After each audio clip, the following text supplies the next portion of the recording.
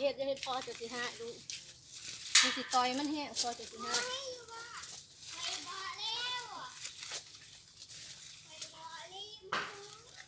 นี่ยัง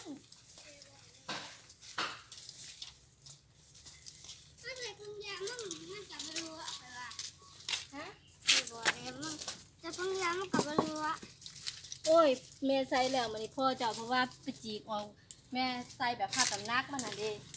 นี่พ่อจะแล้วว่าไปจีกเครื่องนี่พอแม่ก็เลยว่าเอาออกมันก็คือบอลห้องมาแต่มันอยู่แบบนั้นมันม่วงขนาดนั้นห้องมัดมันโดน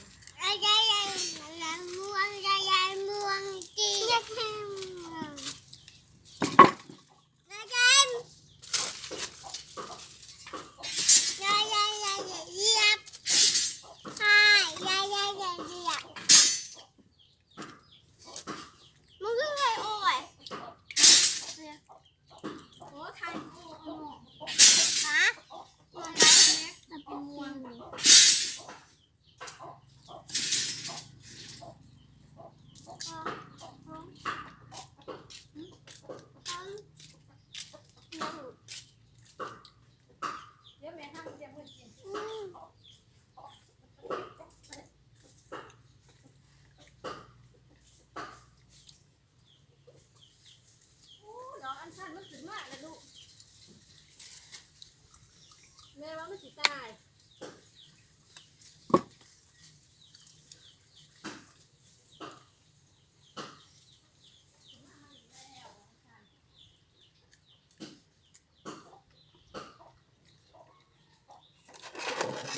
ใช่พี่หวะ